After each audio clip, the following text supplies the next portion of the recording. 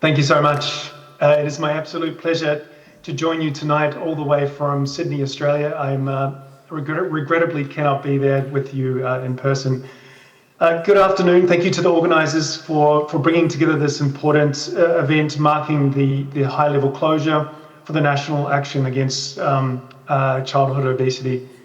Now, I will be talking about a topic that I have been more or less working on for the last 20 years, which is the rise of ultra-processed foods in the diets of infants and young children, what the impacts are on their health and well-being, the commercial determinants behind this challenge, and what policymakers can do to advance to realise those rights that are enshrined in the Convention on the Rights of the Child.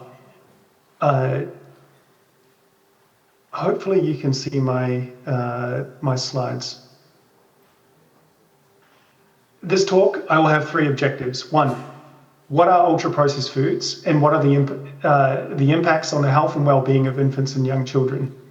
Two is why ultra-processed foods are taking over their diets, focusing on the marketing and political activities of the ultra-processed food industry in particular. And three, what policy actions can governments implement to protect and promote healthy infant and young child diets? And in my talk, I'm drawing from a wide range of sources, but primarily these three bodies of work. The first is the 2023 Lancet Breastfeeding Series, the 2025 Lancet Ultra Processed Food Series, and the wonderful work that has been done by UNICEF and the World Health Organization, their reports and their guidance, which are relevant to this topic that I am presenting on tonight. But first of all, a stock taking. How are infants and young children tracking in terms of their diets and feeding practices worldwide? Let's start with breastfeeding, the most important and very first food. Less than half of children, just 47%, are realizing the benefits of initiating breastfeeding at birth, of exclusive breastfeeding to 6 months. And this map here shows that remarkable progress has been made in some countries, but other countries are falling far behind. On the right, on the top graph here, you can see the ideal pattern of breastfeeding, and then the example pattern of what infants are receiving instead in terms of their diets. On the bottom right, we turn to complementary feeding and complementary foods and feeding practices. And you can see that just 30% of infants and young children are meeting their minimum dietary diversity and a minimum acceptable diet. This slide shows very clearly that we can do so much more to improve diets at the very beginning of life. Well, at the same time, we are seeing this near universal rise of ultra-processed foods in population diets worldwide. And this is something we report on in the Lancet series, published in November last year. Time trends from repeated national food purchase or food intake surveys show a clear upward trend in nearly all countries around the world, but with remarkable differences between countries. Take China, just 10% of dietary calories from ultra-processed foods. And then you have the USA at the very top of 67%. And countries around Europe have quite remarkable differences as well. And those countries that have a strong traditional diet, and the Mediterranean diet was just mentioned, seem to be those that have slowed progress. Now, this is also backed up by market sales data, and you can see on the right-hand side here that sales of these ultra-processed food products are going up quite rapidly and throughout the low-income and middle-income countries. Now, the term ultra-processed foods comes from the NOVA food classification, which differentiates foods on the basis of the extent and purpose of processing. Now, the NOVA classification has been used to explain shifts in dietary patterns from the first three groups that you can see on the left-hand side, which constitute traditional dietary patterns. And you think about the Mediterranean diet that is so celebrated in Greece and elsewhere in the region is made up of these groups of foods on the left-hand column here, mainly unprocessed and minimally processed foods with small amounts of culinary ingredients which are used in cooking, like olive oil, like salt, for example, and processed foods and traditional processed foods like bread, like traditional cheeses, for example, or canned tomatoes. Now, these foods and the meals and the dishes that they make up in these traditional diets are being increasingly displaced all around the world by the ultra-processed dietary pattern. And ultra-processed foods are identifiable by markers of ultra-processing, and these are ingredients of exclusive industrial use, such as protein isolates, sweeteners, colors, flavors, and emulsifiers. And these ingredients are used for two main purposes. One is to reduce the cost of production, and two is to make the foods irresistible, to change the sensory properties of the foods to encourage habitual and repeat consumption. And it is these characteristics of ultra-processed foods which makes them highly profitable for the companies that produce them, which explains so much about why they are taking over. And if you'd like to understand that more, I'd encourage you to read the recent Lancet series on ultra-processed foods.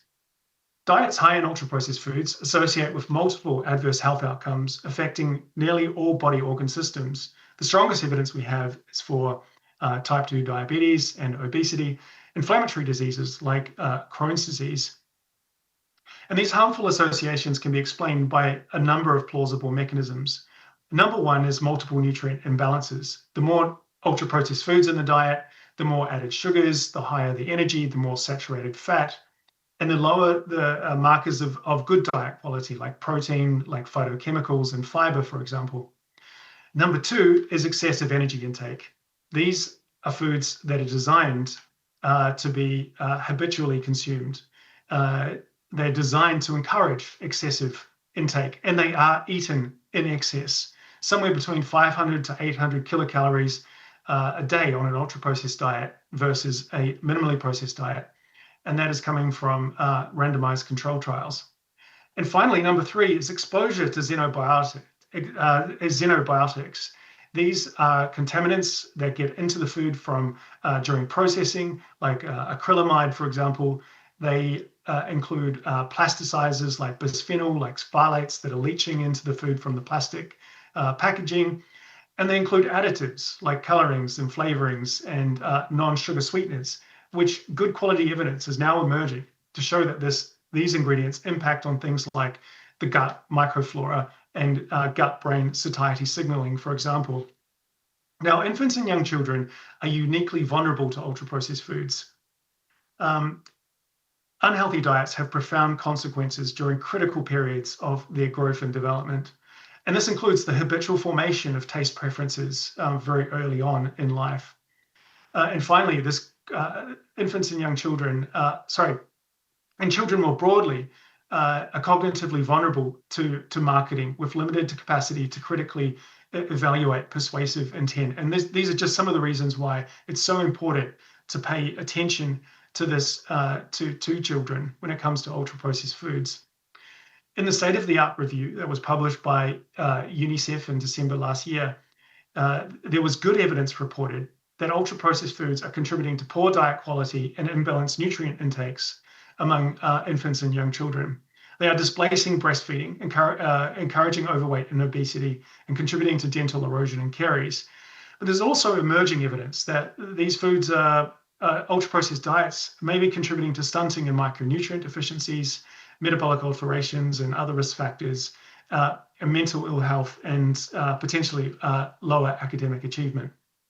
Now, turning now to a particular subset of these foods, are commercial foods marketed for infants and young children aged 6 to 36 months.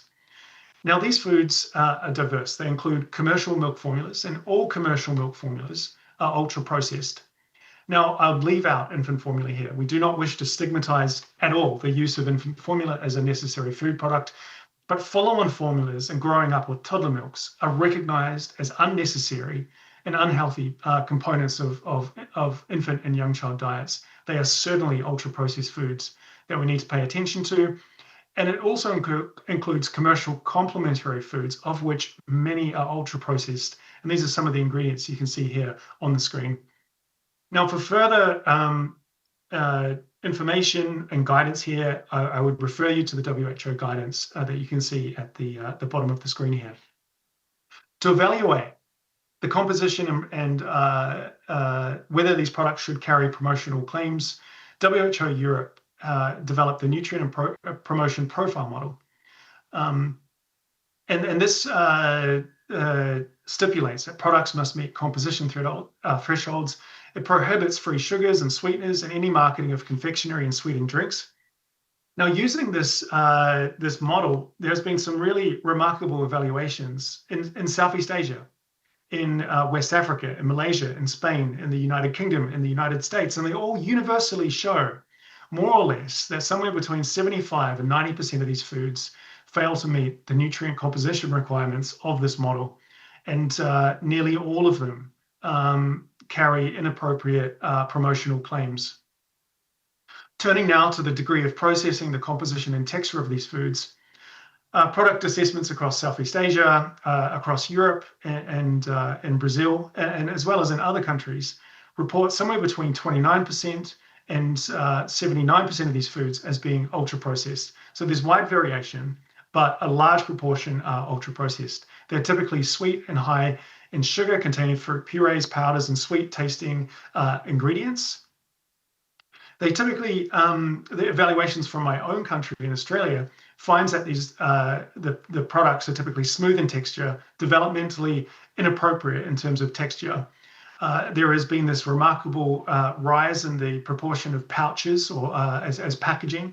And these pouches are very problematic in terms of reducing a child's opportunity to experience the look, the smell, and the textures of foods. And finally, to pay attention to the additives that are being used in these ultra-processed foods marketed to infants and young children. In the largest evaluation so far in Southeast Asia, over 30% of these foods in general contain cosmetic additives to enhance the appearance, flavor, or texture, mostly emulsifiers, colors, and thickeners. And almost 1/3 of these additives were not permitted under Codex standards and guidelines. Now, turning now to the marketing, because this is a really powerful force that is shaping infant and young child food environments and purchasing behaviors worldwide. And in the state of the art review, we can consider product design, placement and pricing, promotion, and public relations, and lobbying. These are designed for maximum convenience, sensory appeal, perceived benefits, and shelf life. And as I said, the products are being designed to exploit children's innate taste preferences, especially for sweetness. They are ubiquitously available in supermarkets, pharmacies, and convenience stores, and increasingly on digital platforms. And there are a wide range of strategies that are being used to promote these products within stores. In terms of promotion, we see prominent in-store displays and price-related promotions like discounts and multi-buys, the use of cartoon characters and mascots, the pictures of smiling children on the products. And to the parents in the audience, you probably would have experienced already your children asking you to buy the product. And this is exactly why products are promoted and packaged in this way. And companies present themselves as trusted partners to caregivers, offering feeding guidance, branded gifts, while sponsoring parenting events and engaging in influencer partnerships. And finally, the companies engage in extensive public relations and lobbying activities to shape policy and regulatory environments in ways that protect corporate interests and undermine children's rights. This includes industry-funded research in collaboration with medical, health, and nutritional professional associations. This is the political influence network of the ultra-processed food industry that we mapped for the Lancet series on ultra-processed foods. You can see these companies are at the center of an extensive global network of front groups, of lobbying organizations, of public-private partnerships that are all there to block, delay, dilute public health regulations of ultra-processed foods and of foods for infants and young children. A UNICEF survey reported that 70% of government officials and across 24 countries, 70% of government officials and civil society respondents across 24 countries reported industry influence as a major barrier to government-led restrictions on food marketing. Now, the good news is we have some really remarkable tools in the policymaking toolbox available to us to turn this situation around, to protect, promote, and support healthy diets for children. Implementing the International Code of Marketing of Breast Milk Substitutes for ages 0 to 36 months. Implementing the WHO 2016 guidance on ending the inappropriate promotion of foods for infants and young children. Strengthening social protections, school food and meal programs, and in and around schools, banning the provision, the sale, and the promotion of unhealthy foods. Implementing the WHO guideline on policies to protect children from the harmful impact of food marketing, especially through mandatory policies that cover all forms of marketing. This is really important to make it mandatory because voluntary industry regulations simply do not work. Turning to food labeling, implementing mandatory labeling standards, and we know that front of pack warning labels are likely to be the most impactful way forward here. Food subsidies, making healthier food, encouraging the production of healthier food and making it more affordable. Taxing ultra-processed foods and beverages, especially sugar-sweetened beverages to start with. Food reformulation, implementing the WHO Europe's nutrient composition and profiling model. And finally, and most importantly, reducing corporate influence, protecting public policy professionals and researchers from the influence of the ultra-processed food industry, and ending any reliance on public-private partnerships, which again, simply do not work. So thank you so much for your time, and I really appreciate the opportunity to speak today. Back to you.